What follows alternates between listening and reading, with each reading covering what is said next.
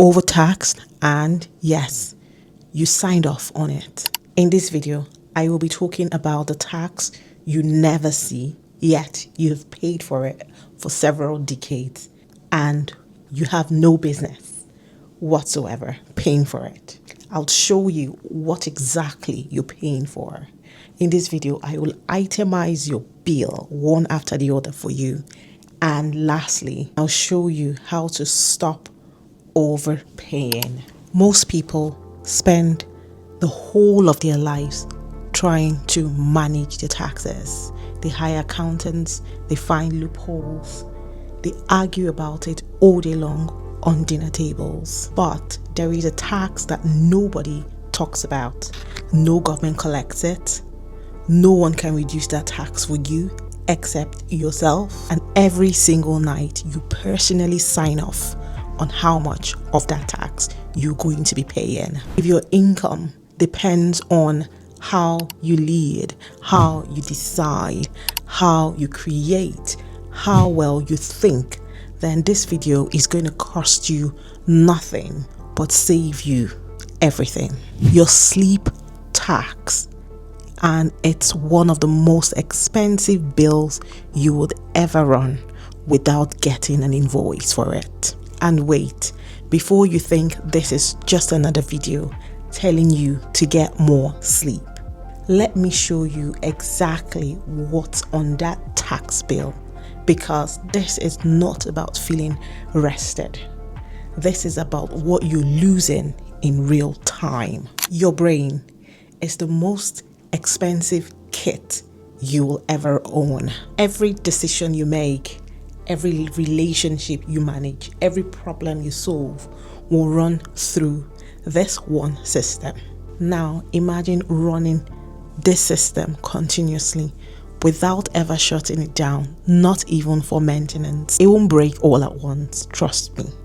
It's just going to slowly but surely degrade quietly, so slowly that you even stop noticing what it would look like if it were running on full capacity, because you've completely forgotten what full capacity really looks like.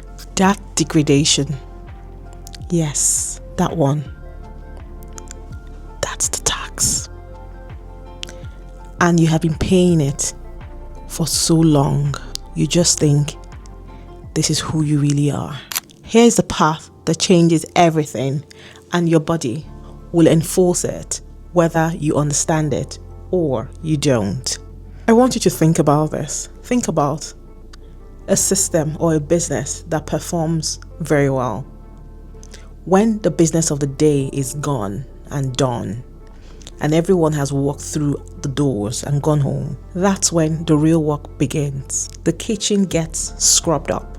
The accounts get reconciled, the system gets updated, the whole operation resets itself so that the system can perform at an excellent level the next business day. Your brain runs the exact same process when you sleep. And here's the thing, science found the cleaning crew. It has a name. It's called the glymphatic system. Here's what happens whilst you sleep. Your brain opens up tiny channels and flushes out toxic waste that built up during the day. One of these toxins is a protein called amyloid beta. It's linked to cognitive decline when allowed to accumulate over a long time. So every night when you should change your sleep to get that deadline in or get that job done, the cleaning crew would have to leave before the job completely gets done. And just like a financial debt, this one is a tax burden. It gets paid with your thinking, your judgment, and your long-term brain health. The first is what I call concentration tax. So after 17 hours of being awake, and that will look like your alarm went off by 6 a.m. and now it's 11 p.m. and you're still trying to get meetings in. Scientifically, your cognitive performance matches that of someone who is legally drunk. You won't do board meetings whilst you're drunk, but that's what you do when you have only left or had 5 hours of sleep and you run continuously on this routine. Number 2, decision tax. Think about it this way. The part of your brain responsible for long-term decisions and risk assessment is the first to go offline when you become underslept. So what you would see in practical terms is you consistently make worse decisions even when the right decision is staring you in the face. And studies show that sleep deprived people make the worst decisions. Number 3, emotional tax. When you're sleep deprived, your brain stress response fires 60% harder than normal. That's the tax that you are paying, and it would look like small problems would look like emergencies. You would snap at people at the first provocation because your emotional brakes have been cut completely. 3 line items: concentration, decisional tax, emotional tax. They're all compounding. They're all quietly draining the performance your income depends on. And here is the part that should genuinely concern you. The more sleep deprived you become, the less capable you are of measuring your own decline. You think you have adapted. You haven't. You've just completely lost the ability to see the bill. If you've made it this far, you already know something a lot of people do not know. So let's talk about how we can reduce this tax. The science gives a clear threshold. 7 hours is where the returns stabilize. Below that, you're compounding debt, even if you feel fine. And yes, especially if you feel fine. Because as we just covered, feeling fine and performing fine are completely different things. Hold on. And just before you say, I'll catch up at the weekend, here is why that doesn't work. Recovery sleep only partially reverses the cognitive damage from the short week, and the irregular pattern disrupts the body clock, meaning Monday will hit harder than it should. You're not clearing the debt, you're just rescheduling it. I remember a time in my life where I would sleep and sleep and sleep, like catch up sleep. I would wake up feeling worse than I felt before I caught up on that sleep, and the more I slept just to catch up and recover, the more tired I would feel. So here are the rules that the evidence actually supports. 1, fix your wake up time.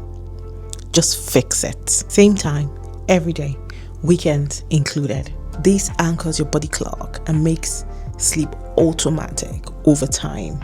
Remember that we've talked about 7 hours of sleep. I used to argue about this, especially before. I don't know why I must have 7 hours of sleep, but I found that there are 3 stages of sleep before REM sleep, and REM sleep usually happens at the tail end.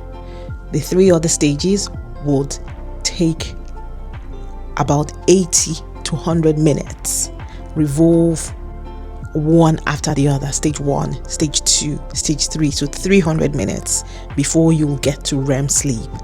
And that's how the time, 7 hours, was curated.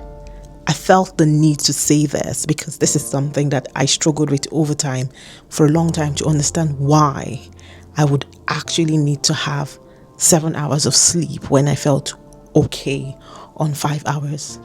Remember that REM sleep is where the deepest clean usually happens. Rule 2, manage your screens smarter.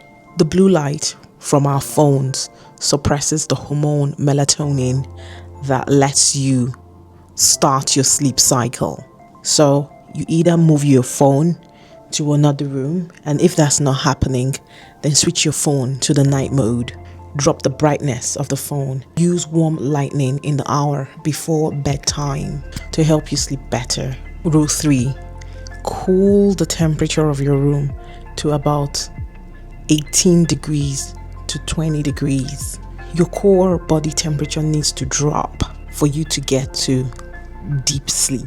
A cool room gets you faster into this mode, so maintenance happens for longer. So I've given you 3 rules. 0 cost, highest return of investment available to any high performer. Here's what I want you to do right now.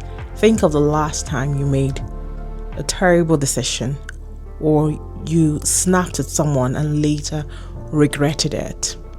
How did you sleep the night before? The real question is not whether you can afford to sleep more, but whether you can really afford not to.